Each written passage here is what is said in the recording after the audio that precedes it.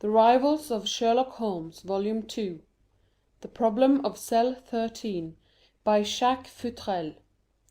Part 1. Chapter 1. Practically all those letters remaining in the alphabet after Augustus SFX van Dusen was named were afterward acquired by that gentleman in the course of a brilliant scientific career, and, being honourably acquired, were tacked on to the other end. His name, therefore, taken with all that belonged to it, was a wonderfully imposing structure. He was a Ph.D., an LL.D., an F.R.S., an M.D., and an M.D.S. He was also some other things, just what he himself couldn't say, through recognition of his ability by various foreign educational and scientific institutions. In appearance he was no less striking than in nomenclature. He was slender, with a droop of the student in his thin shoulders, and the pallor of a close, sedentary life on his clean-shaven face. His eyes wore a perpetual forbidding squint, the squint of a man who studies little things, and when they could be seen at all through his thick spectacles, were mere slits of a watery blue. But above his eyes was his most striking feature. This was a tall, broad brow, almost abnormal in height and width, crowned with a heavy shock of bushy yellow hair. All these things conspired to give him a peculiar, almost grotesque personality. Professor Van Dusen was remotely German. For generations his ancestors had been noted in the sciences. He was the logical result, the mastermind. First and above all, he was a logician. At least 35 years of the half-century or so his existence had been devoted exclusively to proving that 2 and 2 always equal 4, except in unusual cases where they equal 3 or 5, as the case may be. He stood broadly on the general proposition that all things that start must go somewhere, and was able to bring the concentrated mental force of his forefathers to bear on a given problem. Incidentally, it may be remarked that Professor Van Dusen wore a No. 8 hat.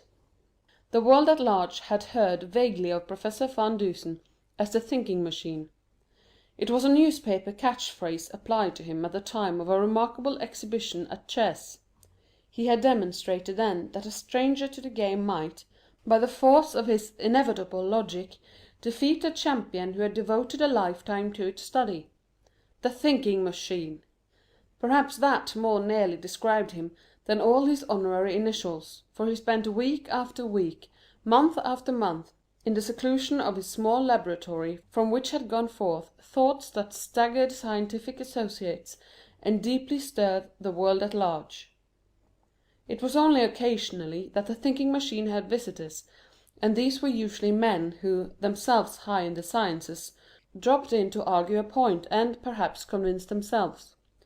2 of these men, Dr. Charles Ransom and Alfred Fielding, called one evening to discuss some theory which is not of consequence here.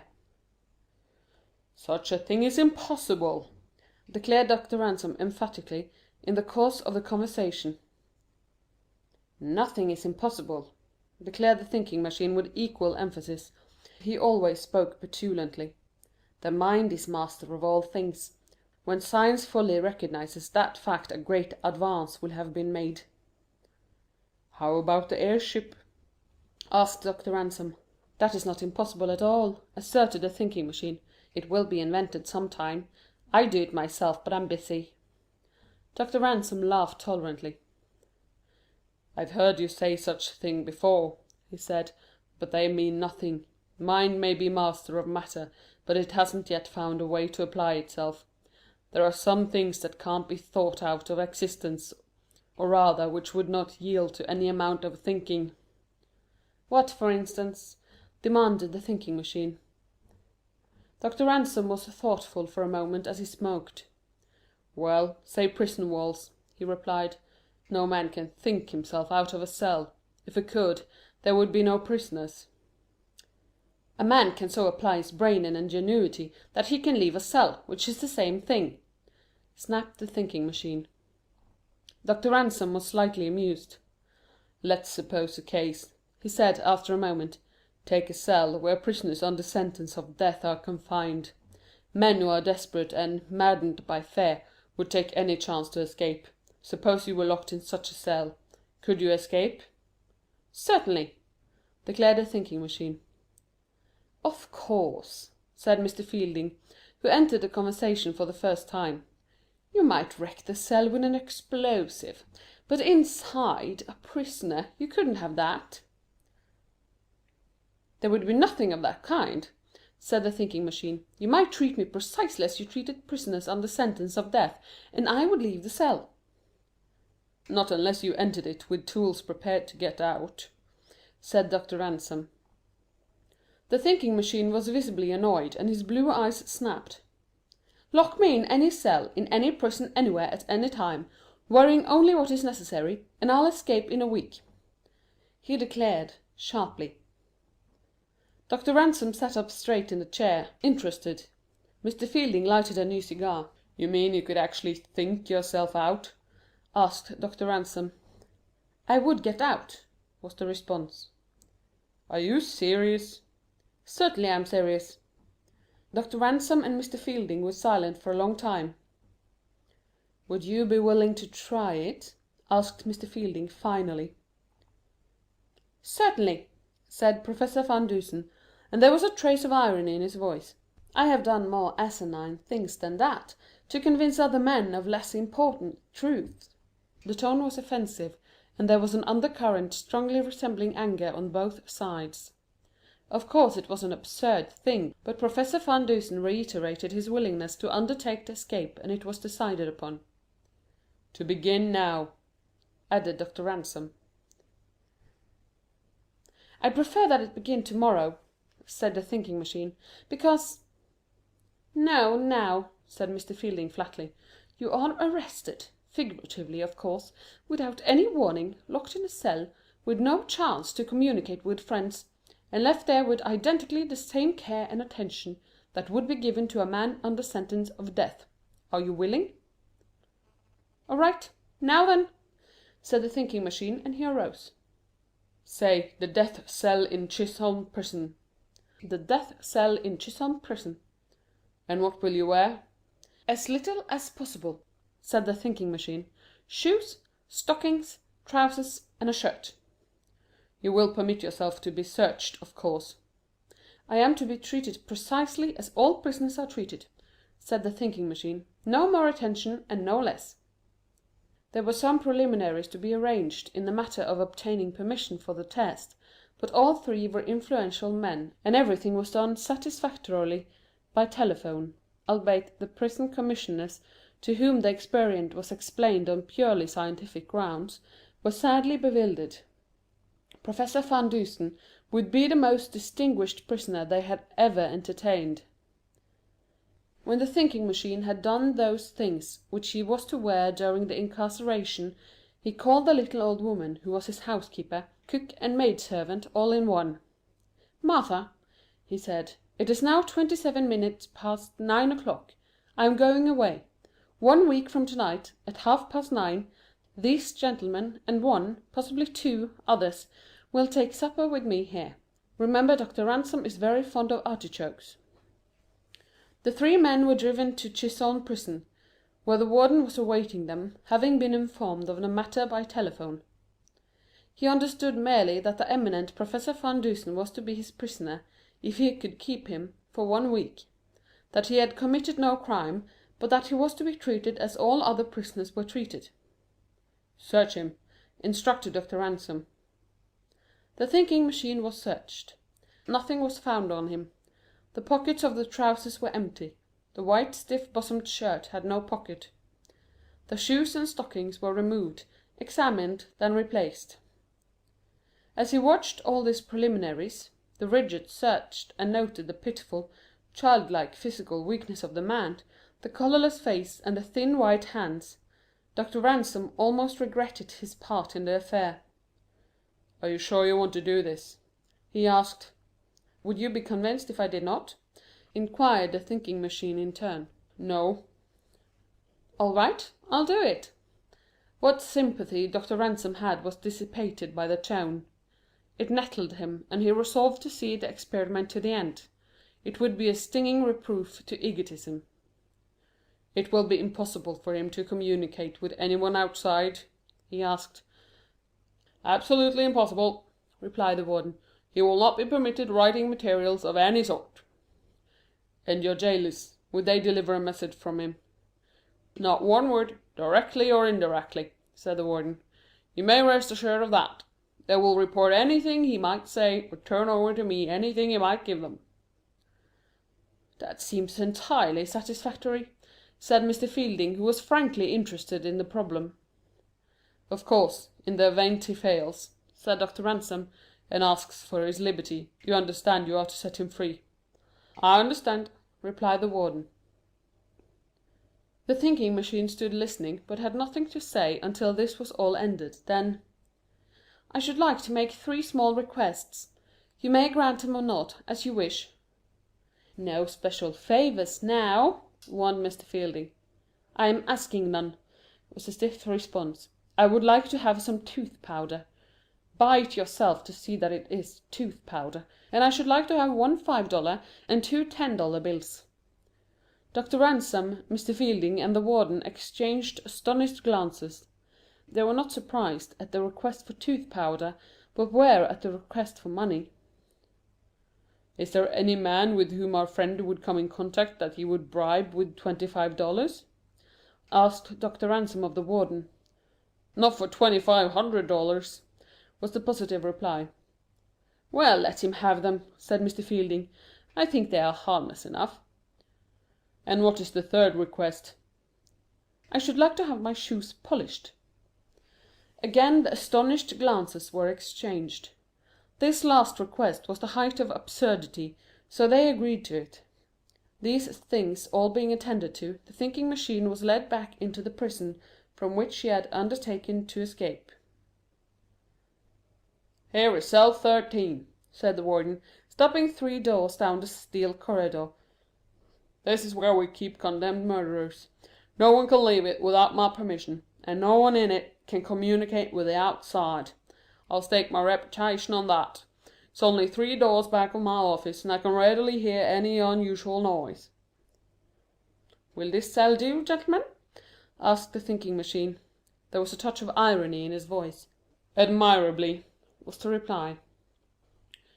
The heavy steel door was thrown open.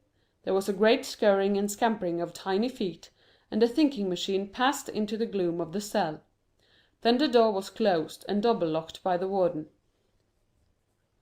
"What is that noise in there?" asked Dr. Ransom through the bars. "Rats. Dozen of them," replied the thinking machine tersely.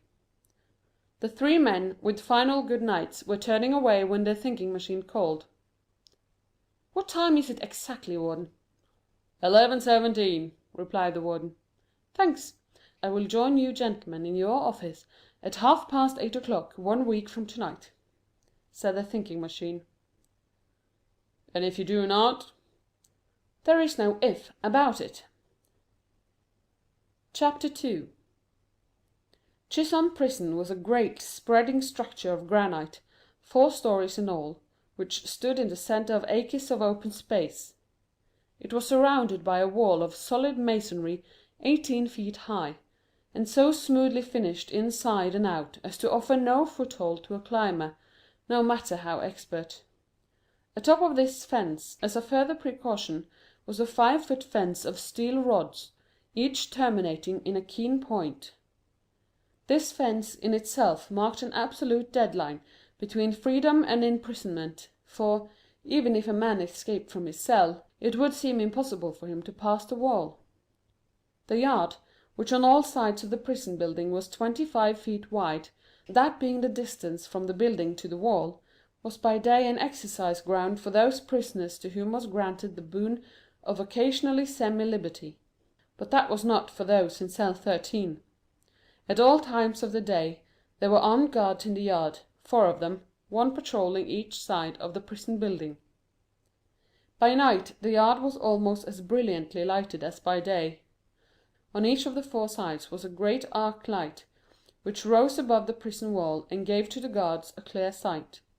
The lights, too, brightly illuminated the spiked top of the wall. The wires which fed the arc lights ran up the side of the prison building on isolators, and from the top story led out to the poles supporting the arc lights. All these things were seen and comprehended by the thinking machine, who was only enabled to see out his closely barred cell window by standing on his bed. This was the morning following his incarceration. He gathered, too, that the river lay over there beyond the wall somewhere, because he heard faintly the pulsation of a motor boat, and high up in the air saw a river bird. From the same direction came the shouts of boys at play, and the occasional crack of a battered ball. He knew then that between the prison wall and the river was an open space, a playground. Chisholm Prison was regarded as absolutely safe. No man had ever escaped from it. The thinking machine, from his perch on the bed, seeing what he saw, could readily understand why. The walls of the cell, though built, he judged, 20 years before, were perfectly solid, and the window bars of new iron had not a shadow of rust on them. The window itself, even with the bars out, would be a difficult mode of egress, because it was small. Yet, seeing these things, the thinking machine was not discouraged. Instead, he thoughtfully squinted at the great arc light. There was a bright sunlight now, and traced with his eyes the wire which led from it to the building. That electric wire, he reasoned, must come down the side of the building not a great distance from his cell. That might be worth knowing. Cell 13 was on the same floor with the offices of the prison. That is, not in the basement, nor yet upstairs. There were only 4 steps up to the office floor, therefore the level of the floor must be only 3 or 4 feet above the ground. He couldn't see the ground directly beneath his window, but he could see it further out toward the wall. It would be an easy drop from the window. Well and good. Then the thinking machine fell to remembering how he had come to the cell. First, there was the outside guard's booth, a part of the wall. There were 2 heavily barred gates there, both of steel. At this gate was one man always on guard. He admitted persons to the prison after much clanking of keys and locks, and let them out when ordered to do so. The warden's office was in the prison building, and in order to reach that official from the prison yard, one had to pass a gate of solid steel with only a peep-hole in it. Then coming from that inner office to cell 13, where he was now, one must pass a heavy wooden door and 2 steel doors into the corridors of the prison, and always there was the double locked door of cell 13 to reckon with. There were then, the thinking machine recalled, 7 doors to be overcome before one could pass from cell 13 into the outer world, a free man. But against this was the fact that he was rarely interrupted. A jailer appeared at his cell door at 6 in the morning with a breakfast of prison fare. He would come again at noon, and again at 6 in the afternoon. At 9 o'clock at night would come the inspection tour. That would be all. "It's admirably arranged, this prison system," was the mental tribute paid by the thinking machine. "I'll have to study it a little when I get out. I had no idea there was such a great care exercised in the prisons." There was nothing, positively nothing, in his cell, except from his iron bed, so firmly put together that no man could tear it to pieces, save with sledges or a file. He had neither of these. There was not even a chair, or a small table, or a bit of tin or crockery. Nothing. The jailer stood by when he ate, and then took away the wooden spoon and bowl which he had used. One by one, these things sank into the brain of the thinking machine. When the last possibility had been considered, he began an examination of his cell. From the roof, down the walls on all sides, he examined the stones and the cement between them.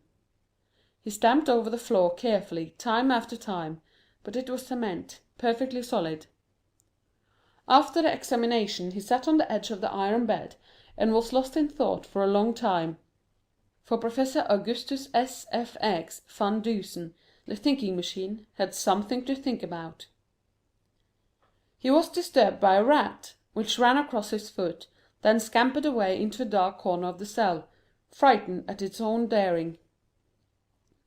After a while the thinking machine, squinting steadily into the darkness of the corner where the rat had gone, was able to make out in the gloom many little beady eyes staring at him. He counted 6 pair, and there were perhaps others, he didn't see very well. Then the thinking machine, from his seat on the bed, noticed for the first time the bottom of his cell door. There was an opening there of 2 inches between the steel bar and the floor. Still looking steadily at this opening, the thinking machine backed suddenly into the corner where he had seen the beady eyes. There was a great scampering of tiny feet, several squeaks of frightened rodents, and then silence. None of the rats had gone out the door, yet there were none in the cell. Therefore there must be another way out of the cell, however small. The thinking machine, on hands and knees, started a search for this spot, feeling in the darkness with his long slender fingers. At last his search was rewarded. He came upon a small opening in the floor, level with the cement. It was perfectly round and somewhat larger than a silver dollar. This was the way the rats had gone. He put his fingers deep into the opening. It seemed to be a disused drainage pipe and was dry and dusty. Having satisfied himself on this point, he sat on the bed again for an hour, then made another inspection of his surroundings through the small cell window. One of the outside guards stood directly opposite, beside the wall, and happened to be looking at the window of cell 13 when the head of the thinking machine appeared. But the scientist didn't notice the guard. Noon came and the jailer appeared with a prison dinner of repulsively plain food. At home the thinking machine merely ate to live. Here he took what was offered without comment. Occasionally he spoke to the jailer, who stood outside the door watching him. "Any improvements made here in the last few years?" he asked. "Nothing particularly," replied the jailer.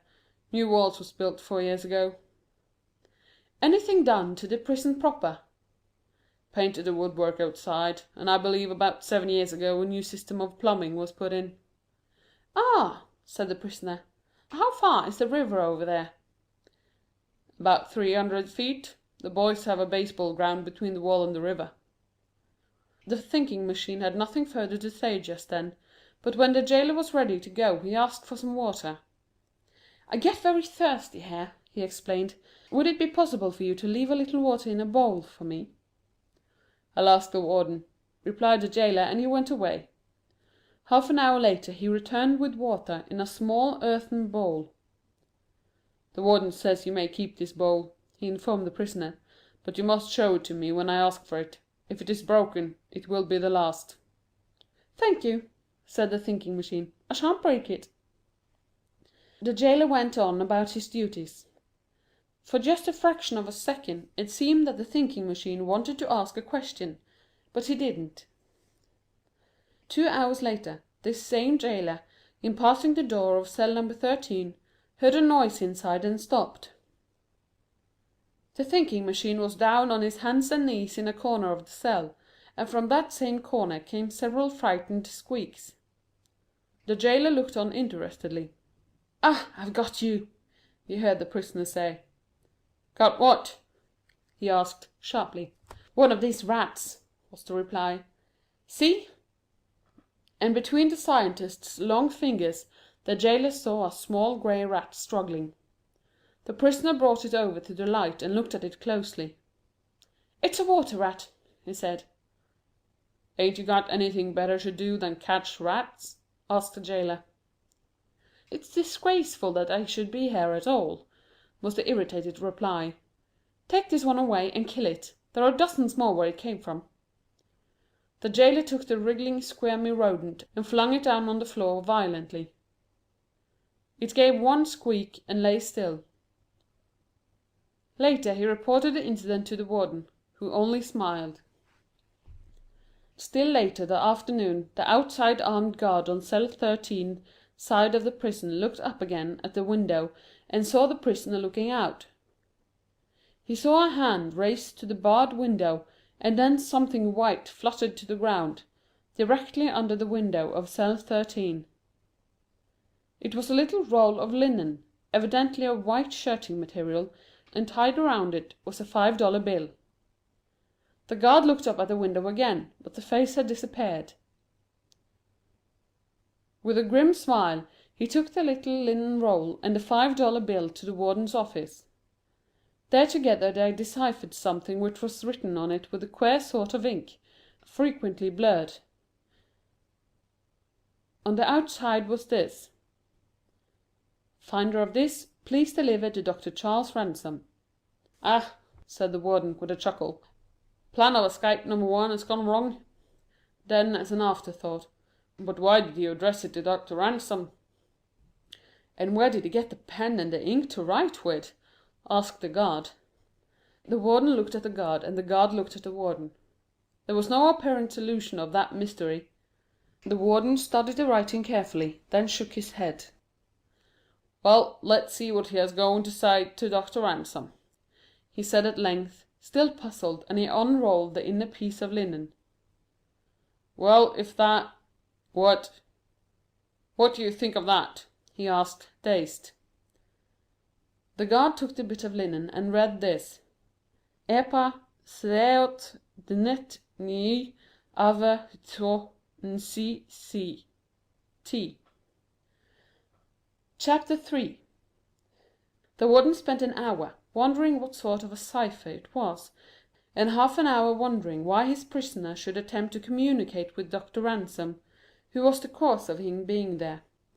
At this, the warden devoted some thought to the question of where the prisoner got writing materials, and what sort of writing materials he had. With the idea of illuminating this point, he examined the linen again. It was a torn part of white shirt and had ragged edges. Now it was possible to account for the linen, but what the prisoner had used to write with was another matter. The warden knew it would have been impossible for him to have either pen or pencil, and, besides, neither pen nor pencil had been used in this writing. What, then? The warden decided to personally investigate. The thinking machine was his prisoner. He had orders to hold his prisoners. If this one sought to escape by sending cipher messages to persons outside, he would stop it, and he would have stopped it in the case of any other prisoner. The warden went back to cell 13, and found the thinking machine on his hands and knees on the floor, engaged in nothing more alarming than catching rats. The prisoner heard the warden's step, and turned to him quickly. "It's disgraceful," he snapped. "These rats! There are scores of them." "Other men have been able to stand them," said the warden. "Here's another shirt for you. Let me have the one you have on." "Why?" demanded the thinking machine quickly. His tone was hardly natural, his manner suggested actual perturbation. "You have attempted to communicate with Dr. Ransom," said the warden severely. "As my prisoner, it is my duty to put a stop to it." The thinking machine was silent for a moment. "All right," he said finally. "Do your duty." The warden smiled grimly. The prisoner arose from the floor and removed the white shirt, putting on instead a striped convict shirt the warden had brought. The warden took the white shirt eagerly, and then they compared the pieces of linen on which was written the cipher with certain torn places in the shirt.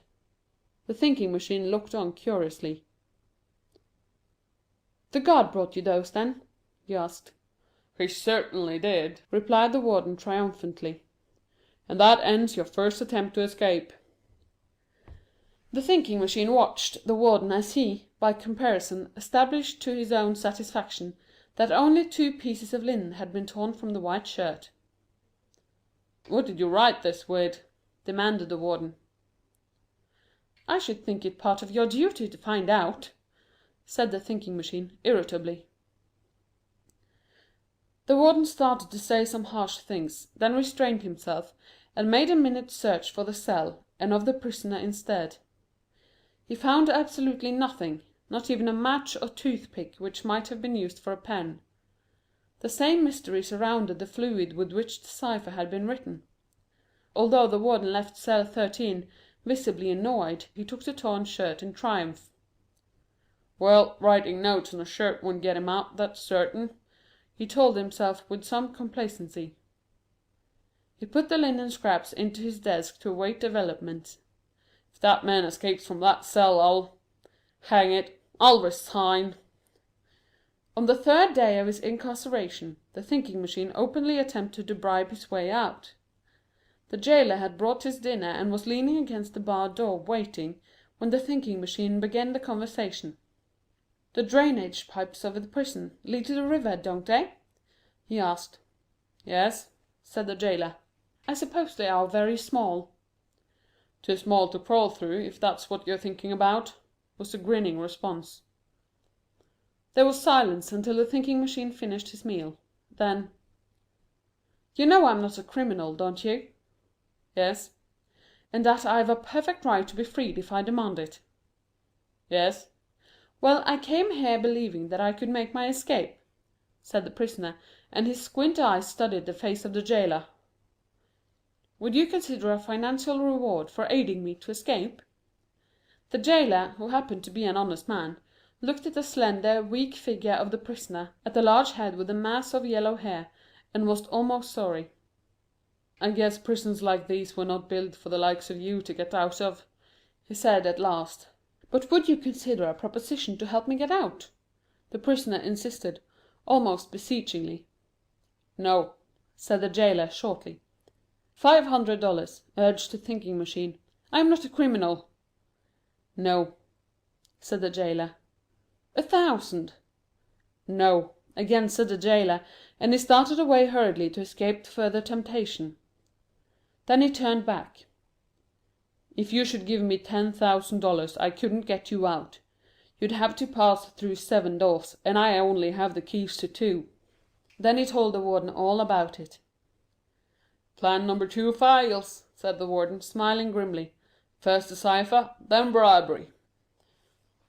When the jailer was on his way to cell 13 at 6 o'clock, again bearing the food to the thinking machine, he paused, startled by the unmistakable scrape of steel against steel. It stopped at the sound of his steps. Then craftily the jailer, who was beyond the prisoner's range of vision, resumed his tramping, the sound being apparently that of a man going away from cell 13. As a matter of fact, he was in the same spot. After a moment there came again the steady scrape, and the jailer crept cautiously on tiptoes to the door, and peered between the bars. The thinking machine was standing on the iron bed, working at the bars of the little window. He was using a file, judging from the backward and forward swing of his arms. Cautiously the jailer crept back to the office, summoned the warden in person, and they returned to cell 13 on tiptoes. The steady scrape was still audible. The warden listened to satisfy himself, and then suddenly appeared at the door. "Well?" he demanded, and there was a smile on his face. The thinking machine glanced back from his perch on the bed and leaped suddenly to the floor, making frantic efforts to hide something. The warden went in, with hand extended. "Give it up," he said. "No," said the prisoner sharply. "Come, give it up," urged the warden. "I don't want to have to search you again." "No," repeated the prisoner. "What was it? A file?" asked the warden. The thinking machine was silent, and stood squinting at the warden with something very nearly approaching disappointment on his face. Nearly, but not quite. The warden was almost sympathetic. "Plan number 3 fails, eh?" he asked good-naturedly. "Too bad, isn't it?" The prisoner didn't say. "Search him," instructed the warden. The jailer searched the prisoner carefully. At last, artfully concealed in the waistband of the trousers, he found a piece of steel about 2 inches long, with one side curved like a half moon. "Ah," said the warden, as he received it from the jailer, "from your shoe heel," and he smiled pleasantly. The jailer continued his search, and on the other side of the trousers waistband found another piece of steel identical with the first. The edges showed where they had been worn against the bars of the window. "You couldn't saw a way through these bars with these," said the warden. "I could have," said the thinking machine firmly. "In 6 months, perhaps," said the warden, good-naturedly. The warden shook his head slowly as he gazed into the slightly flushed face of his prisoner. "Ready to give it up?" he asked. "I haven't started yet," was the prompt reply. Then came another exhaustive search of the cell. Carefully the two men went over it, finally turning out the bed and searching that. Nothing. The warden in person climbed upon the bed and examined the bars of the window where the prisoner had been sawing. When he looked he was amused. "Just made it a little bright by hard rubbing," he said to the prisoner, who stood looking on with a somewhat crestfallen air. The warden grasped the iron bars in his strong hands and tried to shake them. They were immovable, set firmly in the solid granite. He examined each in turn and found them all satisfactory. Finally he climbed down from the bed. "Give it up, Professor," he advised. The thinking machine shook his head, and the warden and jailer passed on again. As they disappeared down the corridor, the thinking machine sat on the edge of the bed with his head in his hands. "He's crazy to try and get out of that cell," commented the jailer. "Of course he can't get out," said the warden, "but he's clever. I would like to know what he wrote that cipher with." It was 4 o'clock next morning when an awful heart-racking shriek of terror resounded through the great prison. It came from a cell somewhere about the centre, and its tone told a tale of horror, agony, terrible fear. The warden heard, and with 3 of his men rushed into the long corridor leading to cell 13. End of The Problem of Cell 13 by Jacques Futrelle, Part 1. The Rivals of Sherlock Holmes, Volume 2. The Problem of Cell 13 by Jacques Futrelle, Part 2. Chapter 4. As they ran, there came again that awful cry. It died away in a sort of wail. The white faces of prisoners appeared at cell doors upstairs and down, staring out wonderingly, frightened. "It's that fool in cell 13, grumbled the warden. He stood and stared in as one of the jailers flashed a lantern. That fool in cell 13 lay comfortably on his cot, flat on his back, with his mouth open, snoring. Even as they looked, there came again the piercing cry from somewhere above. The warden's face blanched a little as he started up the stairs. There on the top floor he found a man in cell 43, directly above cell 13, but 2 floors higher, cowering in a corner of his cell. "What's the matter?" demanded the warden. "Thank God you have come!" exclaimed the prisoner, and he cast himself against the bars of his cell. "What is it?" demanded the warden again. He threw open the door and went in. The prisoner dropped on his knees and clasped the warden about the body. His face was white with terror, his eyes were widely distended, and he was shuddering. His hands, icy cold, clutched at the warden's. "Take me out of this cell! Please take me out!" he pleaded. "What's the matter with you, anyhow?" insisted the warden impatiently. "I heard something, said the prisoner, and his eyes roved nervously around the cell. "What did you hear?" I can't tell you," stammered the prisoner. Then, in a sudden burst of terror, "Take me out of this cell! Put me anywhere, but take me out of here!" The warden and 3 jailers exchanged glances. "Who is this fellow? What's he accused of?" asked the warden. "Joseph Ballard," said one of the jailers. "He's accused of throwing acid in a woman's face. She died from it." "But they can't prove it," gasped the prisoner. "They can't prove it. Please put me in some other cell." He was still clinging to the warden, and that official threw his arms off roughly. Then for a time he stood looking at the cowering wretch, who seemed possessed of all the wild, unreasoning terror of a child. "Look here, Ballard," said the warden, finally. "If you heard anything, I want to know what it was. Now, tell me." I can't!" was the reply. He was sobbing. Where did it come from? I don't know. Everywhere. Nowhere. I just heard it. What was it? A voice? Please don't make me answer, pleaded the prisoner. You must answer, said the warden sharply. It was a voice, but it wasn't human, was the sobbing reply. Voice but not human, replied the warden, puzzled. It sounded muffled and far away and ghostly, explained the man. Did it come from inside or outside the prison? It didn't seem to come from anywhere. It was just hair, everywhere. I heard it. For an hour the warden tried to get the story, but Ballard had become suddenly obstinate, and would say nothing, only pleaded to be placed in another cell, or to have one of the jailers remain near him until daylight. These requests was gruffly refused.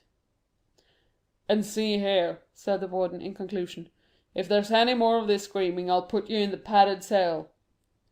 Then the warden went his way, a sadly puzzled man. Ballard sat at his cell door until daylight, his face, drawn and white with terror, pressed against the bars, and looked out into the prison with wide staring eyes.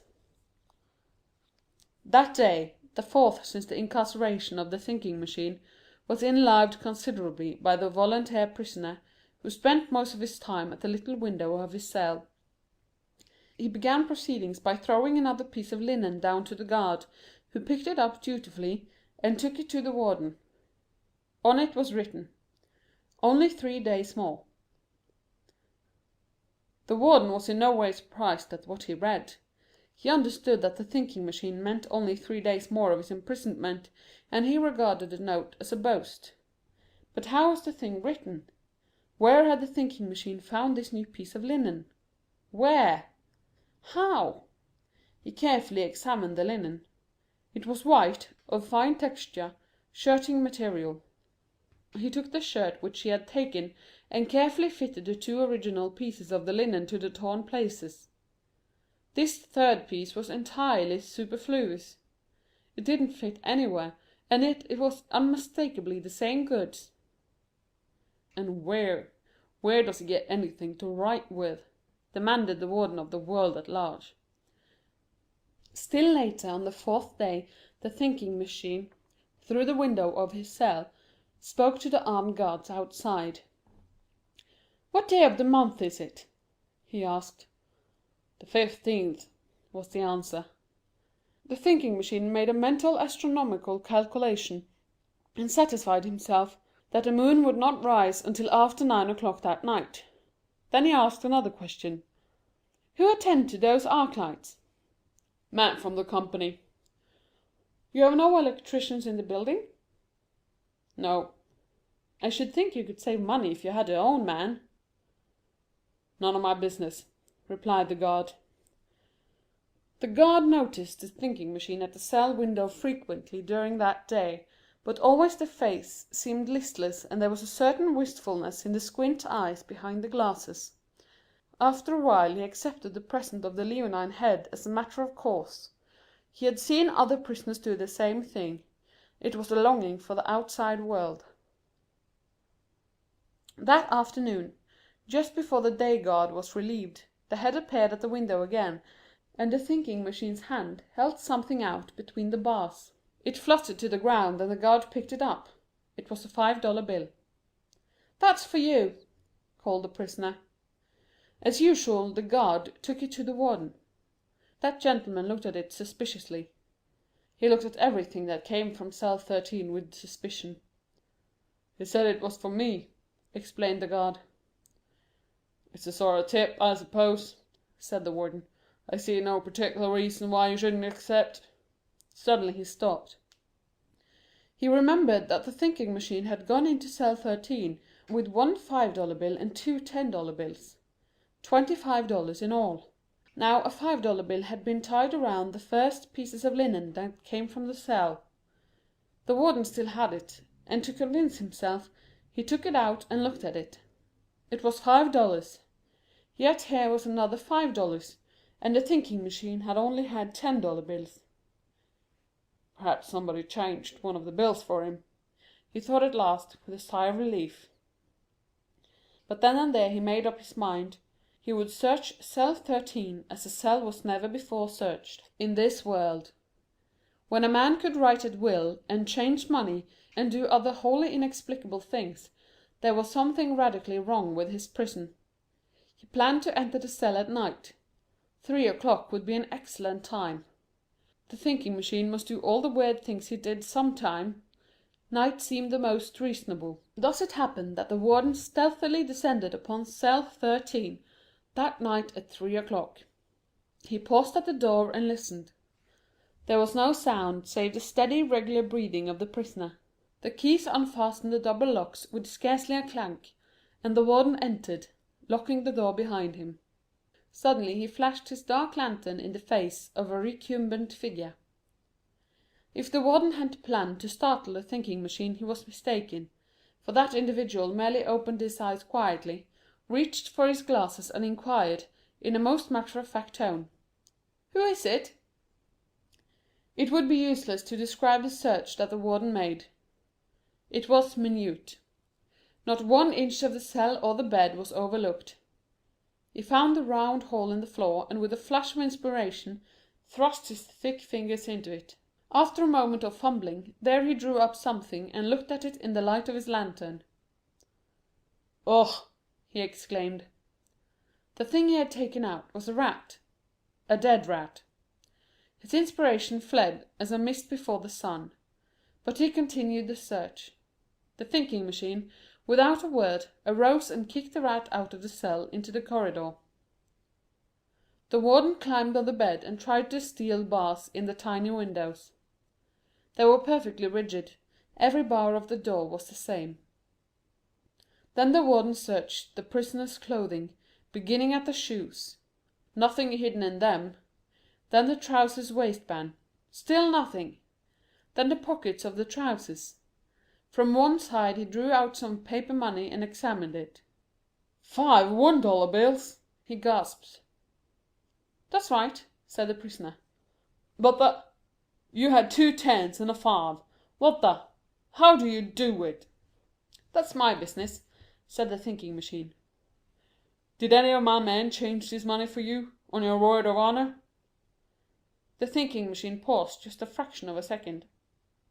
"No," he said. "Well, do you make it?" asked the warden. He was prepared to believe anything. "That's my business," again said the prisoner. The warden glared at the eminent scientist fiercely. He felt, he knew, that this man was making a fool of him, yet he didn't know how. If he were a real prisoner he would get the truth. But then perhaps those inexplicable things which had happened would not have been brought before him so sharply. Neither of the men spoke for a long time. Then suddenly the warden turned fiercely and left the cell, slamming the door behind him. He didn't dare to speak then. He glanced at the clock. It was 10 minutes to 4. He had hardly settled himself in bed when again came the heart-breaking shriek through the prison. With a few muttered words, which, while not elegant, were highly expressive, he relighted his lantern and rushed through the prison again to the cell on the upper floor. Again Ballard was crushing himself against the steel door, shrieking at the top of his voice. He stopped only when the warden flashed his lamp in the cell. "Take me out! Take me out!" he screamed. I did it! I killed her! Take it away!" "Take what away?" asked the warden. "I threw acid in her face! I did it! I confess! Take me out of here!" Ballard's condition was pitiable. It was only an act of mercy to let him out into the corridor. There he crouched in a corner, like an animal at bay, and clasped his hands to his ears. It took half an hour to calm him sufficiently for him to speak. Then he told incoherently what had happened. On the night before at 4 o'clock he had heard a voice, a sepulchral voice, muffled and wailing in tone. "What did it say?" asked the warden curiously. "Acid! Acid! Acid!" gasped the prisoner. "It accused me. Acid! I threw the acid and the woman died. Oh!" It was a long, shuddering wail of terror. "Acid?" echoed the warden, puzzled. The case was beyond him. "Acid, that's all I heard. That one word repeated several times. There were other things too, but I didn't hear them." "That was last night, eh?" asked the warden. "What happened tonight? What frightened you just now?" "It was the same thing," gasped the prisoner. "Acid! Acid! Acid!" He covered his face with his hands and sat shivering. "It was acid I used on her, but I didn't mean to kill her. I just heard the words. It was something accusing me, accusing me." He mumbled and was silent. "Did you hear anything else?" "Yes, but I couldn't understand, only a little bit. Just a word or two." "Well, what was it?" "I heard acid 3 times. Then I heard a long moaning sound. Then I heard number 8 hat. I heard that twice." "Number 8 hat," repeated the warden. "What the devil? Number 8 hat? Accusing voices of conscience have never talked about number 8 hats so far as I ever heard." "He's insane," said one of the jailers, with an air of finality. "I believe you," said the warden. "He must be. He probably heard something and got frightened. He's trembling now. Number 8 hat. What the—" Chapter 5. When the 5th day of the thinking machine's imprisonment rolled around, the warden was wearing a hunted look. He was anxious for the end of the thing. He could not help but feel that his distinguished prisoner had been amusing himself. And if this were so, the thinking machine had lost none of his sense of humor. For on this 5th day he flung down another linen note to the outside guard, bearing the words, "Only 2 days more." Also he flung down $half. Now the warden knew. He knew that the man in cell 13 didn't have any $half. He couldn't have any $half, no more than he could have pen and ink and linen, and yet he did have them. It was a condition, not a theory. That is one reason why the warden was wearing a hunted look. That ghastly, uncanny thing too about acid and number 8 hat clung to him tenaciously. They didn't mean anything, of course, merely the ravings of an insane murderer who had been driven by fear to confess his crime. Still, there were so many things that didn't mean anything happening in the prison now, since the thinking machine was there. On the 6th day the warden received a postal stating that Dr. Ransom and Mr. Fielding would be at Chisholm Prison on the following evening, Thursday, and in the event Professor Van Dusen had not yet escaped, and they presumed he had not because they had not heard from him, they would meet him there. In the event he had not yet escaped. The warden smiled grimly. Escaped. The thinking machine enlivened this day for the warden with 3 notes. They were on the usual linen, and bore generally on the appointment at 8:30 Thursday night, which appointment the scientist had made at the time of his imprisonment. On the afternoon of the 7th day the warden passed cell 13 and glassed in. The thinking machine was lying on the iron bed, apparently sleeping lightly. The cell appeared precisely as it always did to a casual glance. The warden would swear that no man was going to leave it between that hour (it was then 4 o'clock) and 8:30 that evening. On his way back past the cell, the warden heard the steady breathing again, and coming close to the door looked in. He wouldn't have done so if the thinking machine had been looking, but now, well, it was different. A ray of light came through the high window and fell on the face of the sleeping man. It occurred to the warden for the first time that his prisoner appeared haggard and weary. Just then the thinking machine stirred slightly, and the warden hurried on up the corridor guiltily. That evening after 6 o'clock he saw the jailer. "Everything all right in cell 13?" he asked. "Yes, sir," replied the jailer. "He didn't eat much, though." It was with a feeling of having done his duty that the warden received Dr. Ransom and Mr. Fielding shortly after 7 o'clock. He intended to show them the linen notes and lay before them the full story of his woes, which was a long one. But before this came to pass, the guard from the riverside of the prison yard entered the office. "Dark light on my side of the yard won't light," he informed the warden. "Confound it, that man's a hoodoo," thundered the official. "Everything has happened since he has been here." The guard went back to his post in the darkness, and the warden phoned to the electric light company. "This is Chris on prison," he said through the phone. "Send 3 or 4 men down here quick, to fix an arc light." The reply was evidently satisfactory, for the warden hung up the receiver and passed out into the yard. While Dr. Ransom and Mr. Fielding sat waiting, the guard at the outer gate came in with a special delivery letter. Dr. Ransom happened to notice the address, and, when the guard went out, looked at the letter more closely. "By George!" he exclaimed. "What is it?" asked Mr. Fielding. Silently the doctor offered the letter. Mr. Fielding examined it closely. "Coincidence," he said. "It must be." It was nearly 8 o'clock when the warden returned to his office. The electricians had arrived in a wagon and were now at work. The warden pressed a buzz button communicating with the man at the outer gate in the wall. "How many electricians came in?" he asked over the short phone. "4. 3 workmen in jumpers and overalls and the manager. Frock coat and silk hat. All right. Be certain that only 4 go out. That's all." He turned to Dr. Ransom and Mr. Fielding. "We have to be careful here, particularly," and there was a broad sarcasm in his tone, "since we have a scientist locked up." The warden picked up the special delivery letter carelessly, and then began to open it.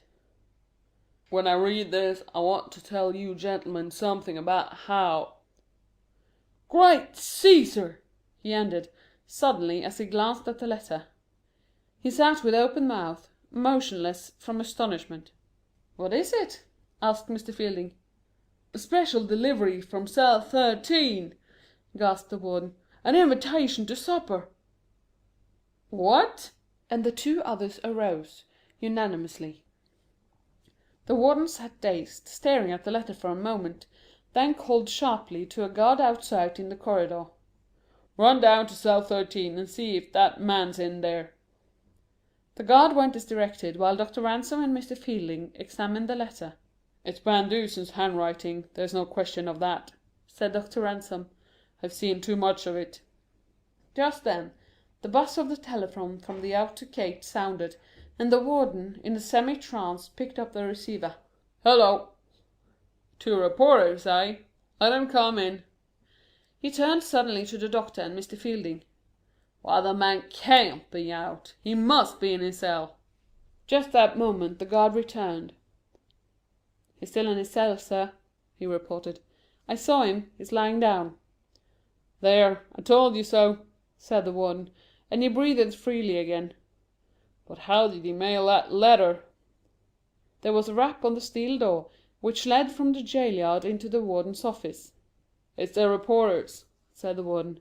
"Let 'em in." He instructed the guard, then to the 2 other gentlemen. "Don't say anything about this before them, because I'll never hear the last of it." The door opened, and the 2 men from the front gate entered. "Good evening, gentlemen," said one. That was Hutchinson Hatch. The warden knew him well. "Well," demanded the other irritably, "I'm here." That was the thinking machine. He squinted belligerently at the warden, who sat with mouth agape. For the moment that official had nothing to say. Dr. Ransom and Mr. Fielding were amazed, but they didn't know what the warden knew. They were only amazed. He was paralyzed. Hutchinson Hatch, the reporter, took in the scene with greedy eyes. How did you do it?" gasped the warden, finally. "Come back to the cell," said the thinking machine in the irritated voice which his scientific associates knew so well. The warden, still in a condition bordering on trance, led the way. "Flash your light in there," directed the thinking machine. The warden did so. There was nothing unusual in appearance of the cell, and there on the bed lay the figure of the thinking machine. Certainly! There was the yellow hair. Again the warden looked at the man beside him, and wondered at the strangeness of his own dreams. With trembling hands he unlocked the cell door, and the thinking machine passed inside. "See here." He kicked at the steel bars in the bottom of the cell door, and 3 of them were pushed out of place. A 4th broke off and rolled away in the corridor. "And here too," directed the erstwhile prisoner as he stood on the bed to reach the small window. He swept his hand across the opening and every bar came out. "What's this on the bed?" demanded the warden, who was slowly recovering. "A wig," was the reply. "Turn down the cover." The warden did so. Beneath it lay a large coil of strong rope, 30 feet or more, a dagger, 3 files, 10 feet of electric wire, a thin, powerful pair of steel pliers, a small tack hammer with its handle, and a Derringer pistol. "How did you do it?" demanded the warden. "You gentlemen have an engagement to supper with me at 9:30 o'clock," said the thinking machine. "Come on, or we shall be late." "But how did you do it?" insisted the warden. "Don't ever think you can hold any man who can use his brain," said the thinking machine. "Come on, we shall be late." Chapter 6. It was an impatient supper party in the room of Professor Van Dusen, and a somewhat silent one. The guests were Dr. Ransom, Albert Fielding, the warden, and Hutchinson Hatch, reporter. The meal was served to the minute, in accordance with Professor Van Dusen's instructions over 1 week before. Dr. Ransom found the artichokes delicious. At last the supper was finished, and the thinking machine turned full on Dr. Ransom, and squinted at him fiercely. "Do you believe it now?" he demanded. "I do," replied Dr. Ransom. "Do you admit that it was a fair test?" "I do." With the others, particularly the warden, he was waiting anxiously for the explanation. "Suppose you'll tell us how," began Mr. Fielding. "Yes, tell us how," said the warden. The thinking machine readjusted his glasses, took a couple of preparatory squints at his audience, and began the story. He told it from the beginning logically, and no man ever talked to more interested listeners. "My agreement was," he began, "to go into a cell, carrying nothing except what was necessary to wear, and to leave that cell within a week. I had never seen Chisholm prison.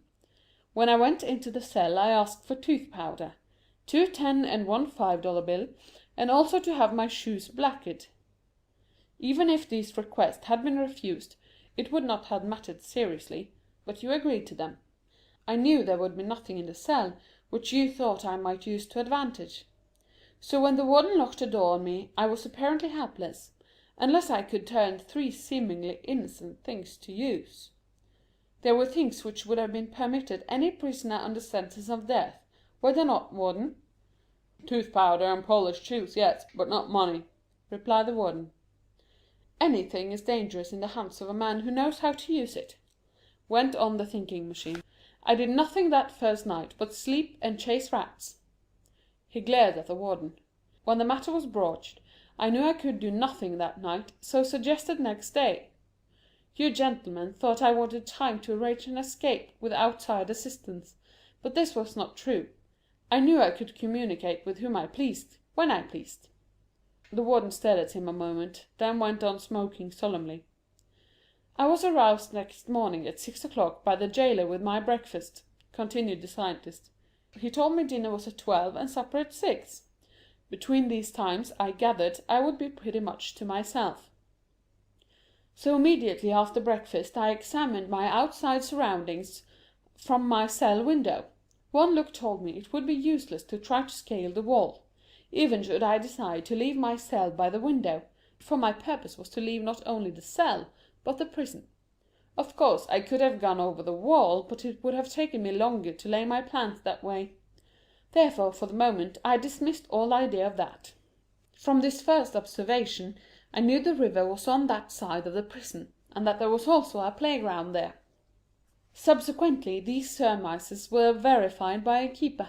I knew then one important thing, that anyone might approach the prison wall from that side if necessary without attracting any particular attention. That was well to remember. I remembered it. But the outside thing which most attracted my attention was the feed wire to the arc light which ran within a few feet, probably 3 or 4, of my cell window. I knew that would be valuable in the event I found it necessary to cut off that arc light. "Ah, you shut it off tonight, then?" asked the warden. Having learned all I could from that window, resumed the thinking machine, without heeding the interruption, I considered the idea of escaping through the prisoner proper. I recalled just how I had come into the cell, which I knew would be the only way. 7 doors lay between me and the outside. So, also, for the time being I gave up the idea of escaping that way, and I couldn't go through the solid granite walls of the cell. The thinking machine paused for a moment, and Dr. Ransom lighted a new cigar. For several minutes there was silence. Then the scientific jailbreaker went on. While I was thinking about these things, a rat ran across my foot. It suggested a new line of thought. There were at least half a dozen rats in the cell. I could see their beady eyes. Yet I had noticed none come under the cell door. I frightened them purposely, and watched the cell door to see if they went out that way. They did not, but they were gone. Obviously they went another way. Another way meant another opening. I searched for this opening and found it. It was an old drain pipe, long unused and partly choked with dirt and dust. But this was the way the rats had come. They came from somewhere. Where? Drain pipes usually lead outside prison grounds. This one probably led to the river, or near it. The rats must therefore come from that direction. If they came a part of the way, I reasoned that they came all the way, because it was extremely unlikely that a solid iron or lead pipe would have had any hole in it except at the exit. When the jailer came with my luncheon, he told me 2 important things, although he didn't know it. One was that a new system of plumbing had been put in the prison 7 years before. Another that the river was only 300 feet away. Then I knew positively that the pipe was a part of an old system.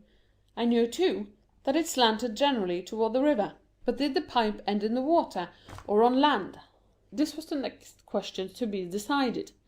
I decided it by catching several of the rats in the cell. My jailer was surprised to see me engaged in this work. I examined at least a dozen of them. They were perfectly dry. They had come through the pipe, and, most important of all, they were not house rats, but field rats. The other end of the pipe was on land, then, outside the prison walls. So far, so good. Then, I knew that if I worked freely from this point, I must attract the warden's attention in another direction. You see, by telling the warden that I had come there to escape, you made the test more severe, because I had to trick him by false scents. The warden looked up with a sad expression in his eyes. The first thing was to make him think I was trying to communicate with you, Dr. Ransom. So I wrote a note in a piece of linen I tore from my shirt, addressed it to Dr. Ransom, tied a $5 bill around it, and threw it out of the window. I knew the guard would take it to the warden, but I rather hoped the warden would send it as addressed. Have you that first linen note, warden? The warden produced the cipher. "What the deuce does it mean anyhow?" he asked. "Read it backward, beginning with the T signature, and disregard the division into words," instructed the thinking machine. The warden did so. "T H I is this," he spelled, studied it a moment, then read it off, grinning. "This is not the way I intend to escape." "Well now, what do you think of that?" he demanded, still grinning. "I knew that would attract your attention, just as it did," said the thinking machine, "and if you really found out what it was, it would be a sort of gentle rebuke." "What did you write it with?" asked Dr. Ransom, after he had examined the linen and passed it to Mr. Fielding.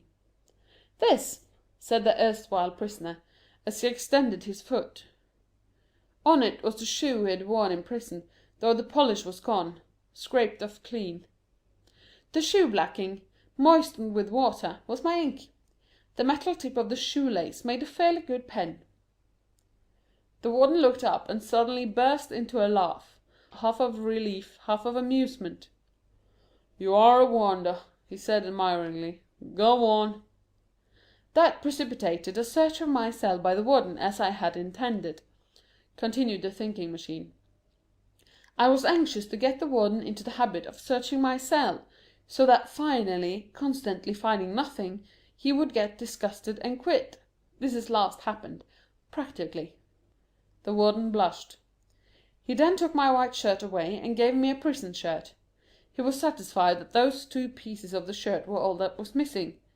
But while he was searching my cell I had another piece of that same shirt, about 9 inches square, rolled into a small ball in my mouth.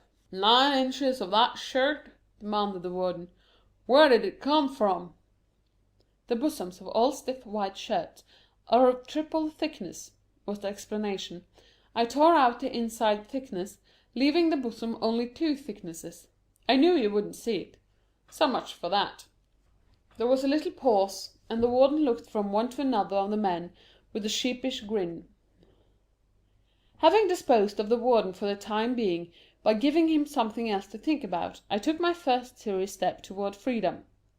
Said Professor Van Dusen: "I knew, within reason, that the pipe led somewhere to the playground outside. I knew a great many boys played there. I knew the rats came into my cell from out there. Could I communicate with someone outside with these things at hand?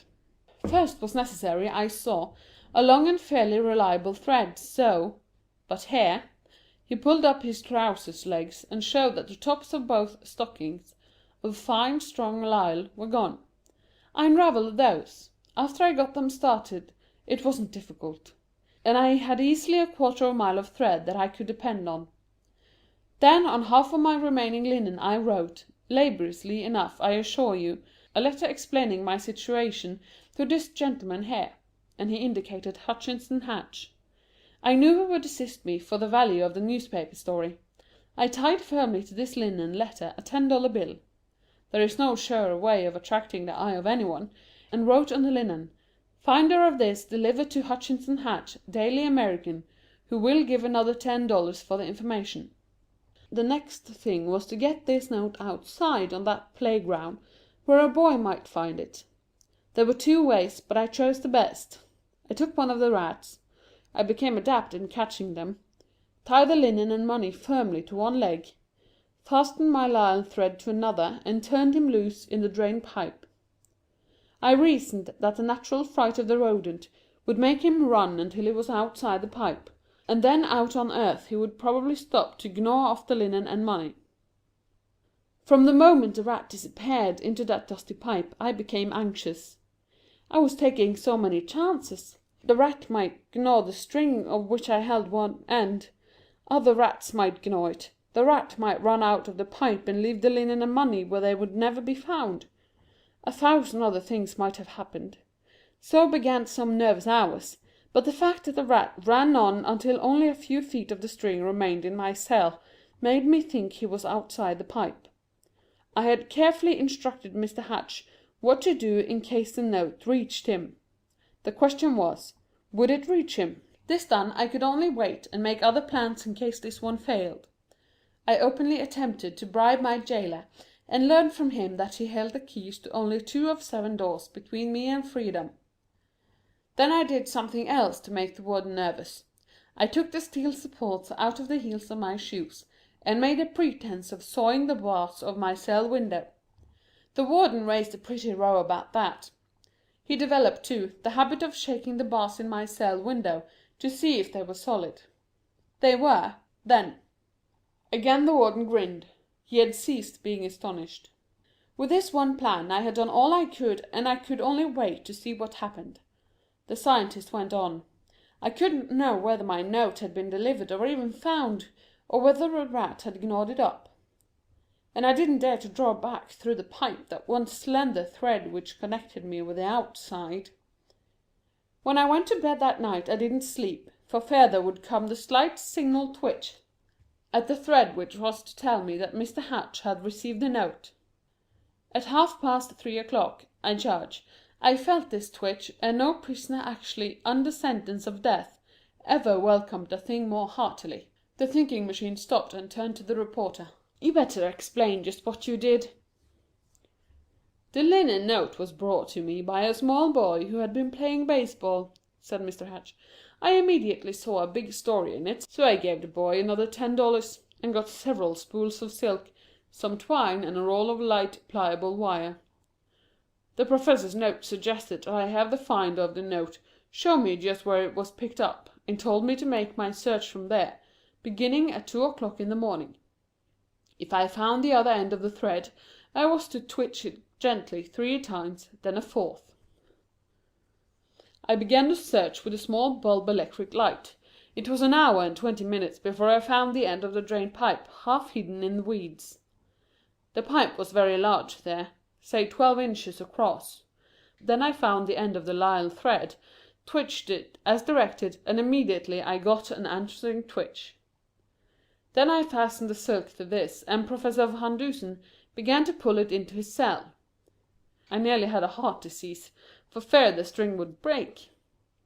To the end of the silk I fastened the twine, and when that had been pulled in, I tied on the wire. Then that was drawn into the pipe, and we had a substantial line, which rats couldn't gnaw, from the mouth of the drain into the cell." The thinking machine raised his hand and Hatch stopped. "All this was done in absolute silence," said the scientist, "but when the wire reached my hand I could have shouted. Then we tried another experiment, which Mr. Hatch was prepared for.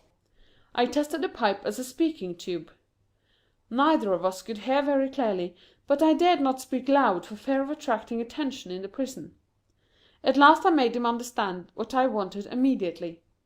He seemed to have a great difficulty in understanding when I asked for nitric acid, and I repeated the word acid several times.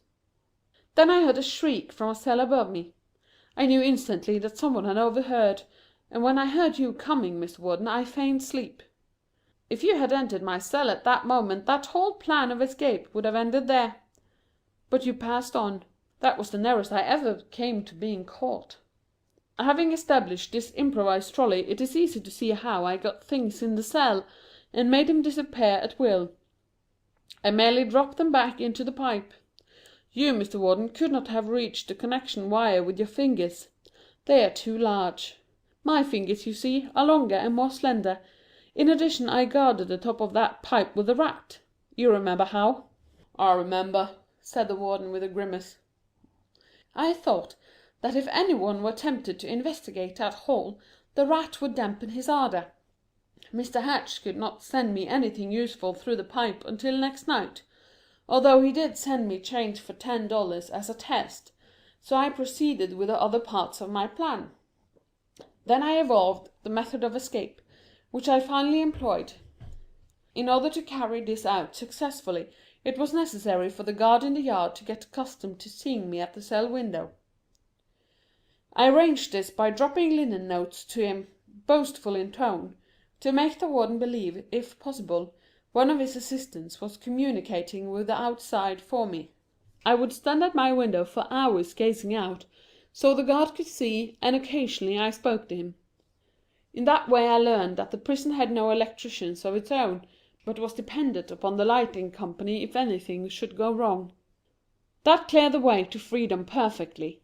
Early in the evening of the last day of my imprisonment, when it was dark, I planned to cut the feed wire which was only a few feet from my window, reaching it with an acid-tipped wire I had. That would make the side of the prison perfectly dark while the electricians were searching for the break. That would also bring Mr. Hatch into the prison yard. There was only one more thing to do before I actually began the work of setting myself free. This was to arrange final details with Mr. Hatch through our speaking tube. I did this within half an hour after the Warden left my cell on the 4th night of my imprisonment.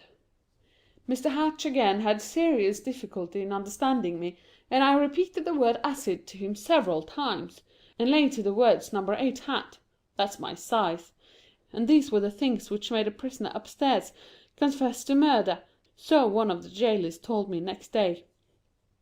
This prisoner heard my voice, confused of course, through the pipe, which also went to his cell. The cell directly over me was not occupied, hence no one else heard. Of course the actual work of cutting the steel bars out of the window and door was comparatively easy with nitric acid, which I got through the pipe in thin bottles, but it took time. Hour after hour on the 5th and 6th and 7th days, the guard below was looking at me as I worked on the bars of the window with the acid on a piece of wire. I used a tooth powder to prevent the acid spreading. I looked away abstractedly as I worked, and each minute the acid cut deeper into the metal. I noticed that the jailers always tried the door by shaking the upper part, never the lower parts. Therefore I cut the lower bars, leaving them hanging in place by thin strips of metal. But that was a bit of daredevilry. I could not have gone that way so easily. The thinking machine sat silently for several minutes. "I think that makes everything clear," he went on. "Whatever points I have not explained were merely to confuse the warden and jailers. These things in my bed I brought in to please Mr. Hatch, who wanted to improve the story. Of course the wig was necessary in my plan. The special delivery letter I wrote and directed in my cell with Mr. Hatch's fountain pen, then sent it out to him, and he mailed it. That's all, I think." "But you are actually leaving the prison grounds and then coming in through the outer gate to my office?" asked the warden. "Perfectly simple," said the scientist. "I cut the electric light wire with acid, as I said, when the current was off. Therefore, when the current was turned on, the arc light didn't light. I knew it would take some time to find out what was the matter and make repairs. When the guard went to report to you, the yard was dark. I crept out the window. It was a tight fit, too. Replaced the bars by standing on a narrow ledge, and remained in a shadow until the force of electricians arrived. Mr. Hatch was one of them. When I saw him I spoke, and he handed me a cap, a jumper, and overalls, which I put on within 10 feet of you, Mr. Warden, while you were in the yard. Later Mr. Hatch called me, presumably as a workman, and together we went out the gate to get something out of the wagon. The gate guard let us pass out readily as two workmen who had just passed in.